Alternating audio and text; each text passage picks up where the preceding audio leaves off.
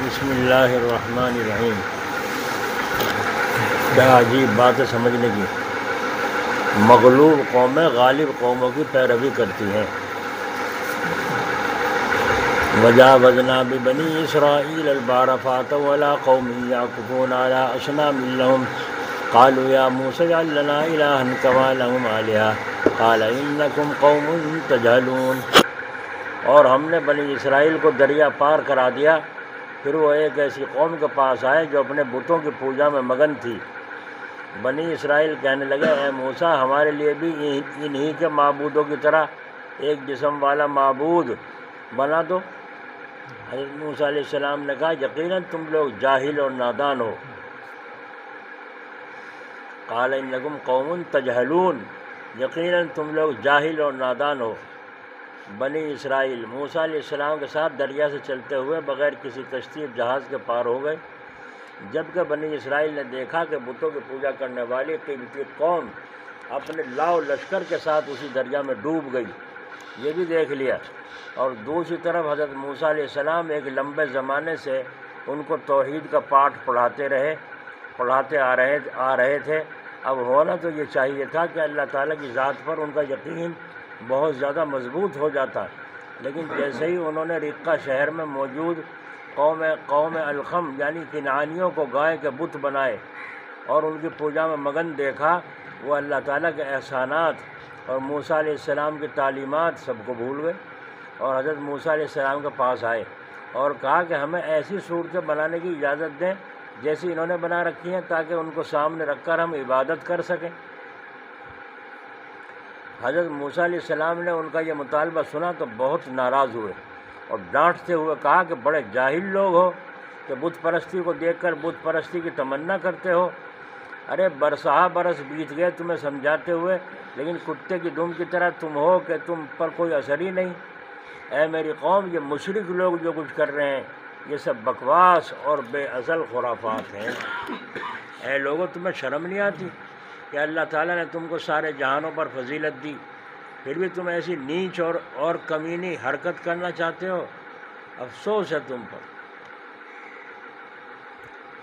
بنی اسرائیل نے ایک لمبے زمانے تک غلامی کی زندگی گزاری تھی، اور یہ انسانی کمزوری ہے کہ ماتحت اپنے حاکم کے اثرات قبول کرتا ہے، چاہے حاکم کی تہذیب کتنی ہی گندی کیوں نہ ہو اور اس کی اپنی تہذیب کتنی ہی اچھی کیوں نہ ہو۔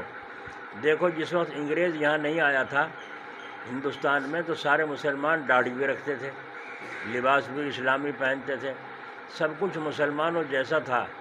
لیکن انگریزوں کے آنے کے بعد حالات بدلتے چلے گئے، حالانکہ انہوں نے نہ داڑھی رکھنے سے منع کیا اور نہ ہی اسلامی لباس پہننے سے، لیکن خود لوگوں نے انگریزوں کی نقالی کرنی شروع کر دی۔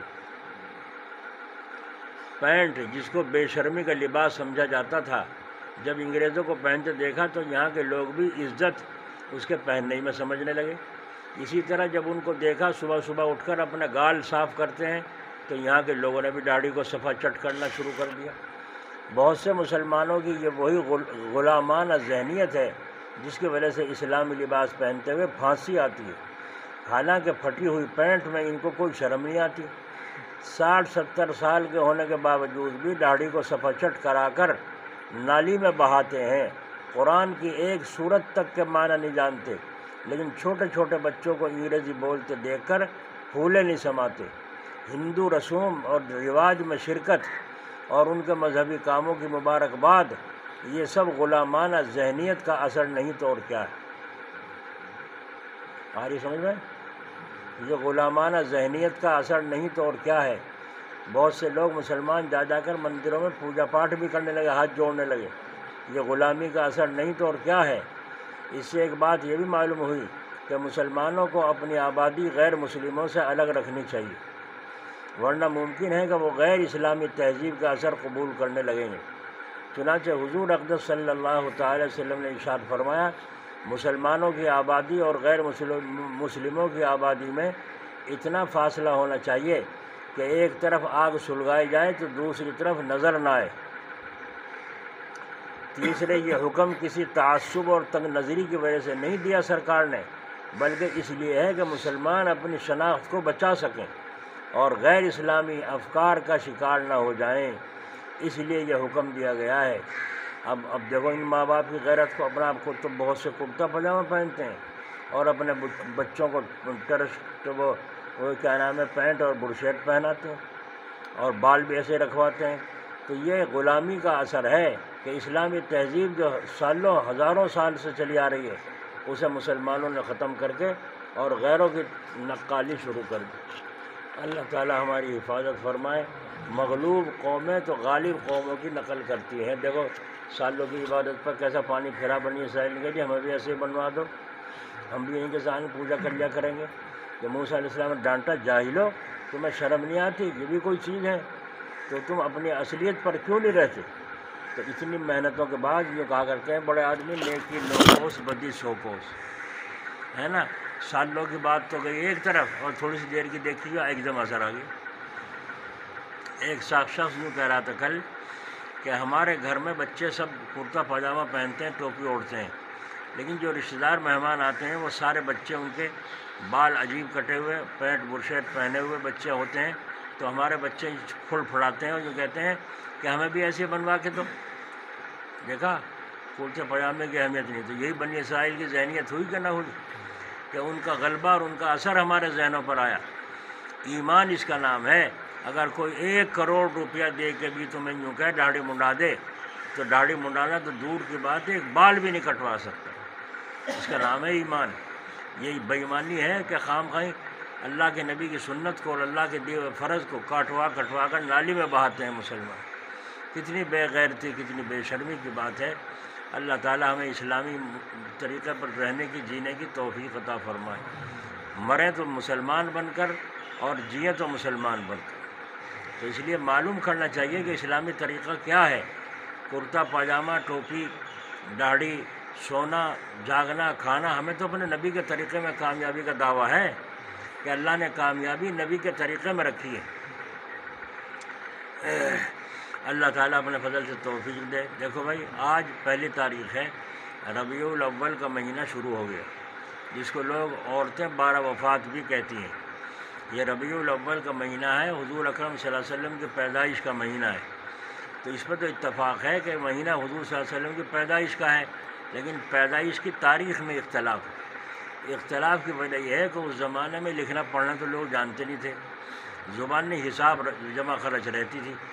تو بعض روایات سے 9 ربیع الاول، بعض روایات سے 12 ربیع الاول حضور صلی اللہ علیہ وسلم کی پیدائش کا معلومات ہے۔ خیر 9 ہو یا 12 ہو، مہینہ پیدائش کا یہی ہے۔ حضور اکرم صلی اللہ علیہ وسلم امام الانبیاء حضرت محمد صلی اللہ علیہ وسلم جب دنیا میں تشریف لائے تو عجیب عجیب کارنامے، عجیب عجیب معجزے ظاہر ہوئے۔ جو نصارہ کی آگ جلتی تھی، جو ہزاروں سال سے جلتی چلی آ رہی، کبھی بجھی نہیں، لیکن جس دن حضور صلی اللہ علیہ وسلم دنیا میں تشریف لائے، پیدا ہوئے، اسی دن وہ آگ ایک دم ٹھنڈی ہوئی۔ ٹھنڈی کیا، یہ کیا معاملہ ہوا، یہ کیا، یعنی ہلچل مچ گئی دنیا میں حضور کے تشریف لانے کے بعد۔ اور آج ہمارے اندر ہلچل نہیں مچی۔ دیکھو کافر لوگ تعریفیں کرتے ہیں حضور صلی اللہ علیہ وسلم کی، اور مسلمانوں کو کچھ پتہ نہیں۔ اس لیے آج پہلی تاریخ ہے، ہو سکے تو 12 ربیع الاول تک 1.25 لاکھ مرتبہ درود شریف پڑھنے کی آپ حضرات کوشش کریں، اور اپنے گھروں میں بتائیں، ہو سکے کوئی عورت بھی پڑھ دے۔ الصلاۃ والسلام علی رسول اللہ، الصلاۃ والسلام علی رسول اللہ، یا صلی اللہ علی سیدنا محمد، اور بھی کچھ نہیں تو صلی اللہ علیہ وسلم تو یاد ہے ہی سب کو، چھوٹا سا ہے۔ تو اگر لگن کے ساتھ پڑھیں تو 12 دن میں 1.25 لاکھ پورا ہو سکتا ہے۔ اتنا درود پاک پڑھنے پر تمہارا فائدہ ہے، حضور کا فائدہ نہیں۔ تم نہ بھی پڑھو جب بھی حضور پہ، تو اللہ اس کے فرشتے رحمت برسا رہے ہیں رات دن۔ تو جس پر اللہ اور اس کے فرشتے رحمت برساتے ہوں اسے کیا گھاٹا ہے؟ تمہارے درود کے محتاج تھوڑا ہی ہے۔ لیکن ہاں اتنا ہے، اگر ہم درود پاک پڑھیں گے تو ہمارا بھلا ہو جائے۔ ایک دفعہ درود شریف پڑھنے پر 10 گناہ معاف ہوتے ہیں، 10 درجے بلند ہوتے ہیں، اللہ تبارک و تعالیٰ کی طرف سے 10 رحمتیں نازل ہوتی ہیں، ہے نا۔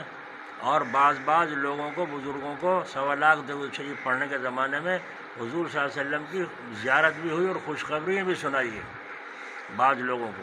تو جب ہمارا نام وہاں مدینہ شریف میں پہنچے گا، حسین پور کے فلاں آدمی نے اتنا درود شریف لگن کے ساتھ باوضو ہو کر اہتمام سے پڑھا ہے، تو حضور اکرم صلی اللہ علیہ وسلم کی روح خوش ہوگی نہیں ہوگی؟ اور جب اللہ خوش ہوگا، اللہ تعالیٰ کہہ رہے ہیں تو یا ایھا الذین آمنوا صلوا علیہ وسلموا تسلیما، اے ایمان والو تم بھی درود و سلام بھیجو رسول اللہ صلی اللہ علیہ وسلم۔ تو جب اللہ کا کہنا مانیں گے، ہم درود و سلام پڑھیں گے، تو الصلاۃ والسلام علی رسول اللہ صلی اللہ علیہ وسلم، تو اس میں درود بھی ہے، سلام بھی ہے۔ تو جب ہم اللہ تعالیٰ کا کہنا مان کر درود پڑھیں گے تو اللہ خوش ہوگا، اور جب اللہ خوش ہوگا تو رسول اللہ ہائے ہائے۔ حضرت بڑا عجیب ہے، حضرت مفتی شفیع صاحب رحمۃ اللہ علیہ، اللہ ان کی قبر پر رحمت فرمائے، جب حج بیت اللہ کو تشریف لے گئے، مدینہ شریف پہنچے تو ایک ستون کے آڑ میں کھڑے ہو گئے، حضور صلی اللہ علیہ وسلم کے روضے کے سامنے کھڑا ہونے کی ہمت نہیں ہوئی شرم کی وجہ سے، کہ کیا منہ لے کے جاؤں میں کہ میں آپ کا امتی ہوں، کیا منہ لے کے جاؤں؟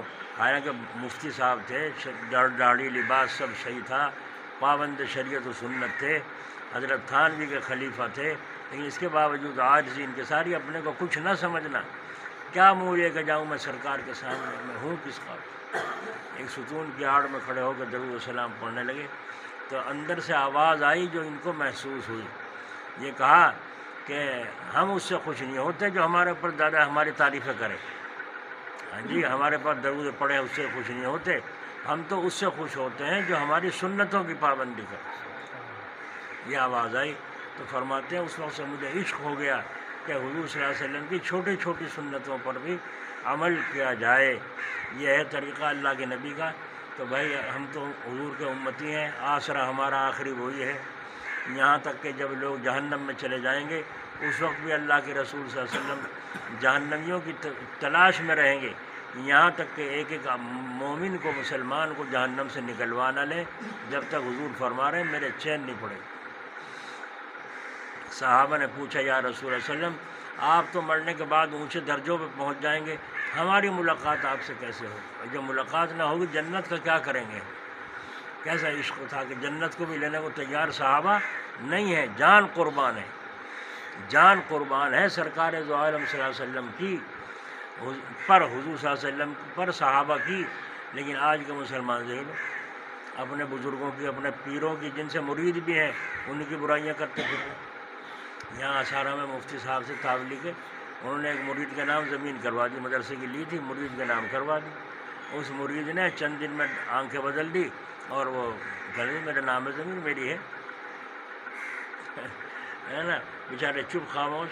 جب میں گیا تو افسوس کرنے لگے کہ بتاؤ یہ حال ہے، آج کل کے مریدوں کا بھی یہ حال ہے نا، پیچھے برائیاں کریں گے، آگے تعریف کریں گے، تو ان کو کیا فیض ہوگا، کیا فائدہ ہوگا؟ تو حضور اکرم صلی اللہ تعالی وسلم کی پر صحابہ نے جانوں کو قربان کیا، مال تو کوئی چیز تھی نہیں صحابہ کے وہاں سے جان قربان کر دی تھی۔ حضور کے کہنے پر ایک صحابی، گھر میں شادی ہوئی، ابھی بیوی آئی اور رات کو بیوی کے پاس گئے، ابھی غسل کرنے نہیں پائے تھے، غسل کرنے کو تیار تھے، ایک دم سے آواز آئی باہر سے، شاہت الوجوہ، گلیوں میں شور، شاہت الوجوہ، برے ہوں کافروں کے چہرے۔ ارے کیا ہوا؟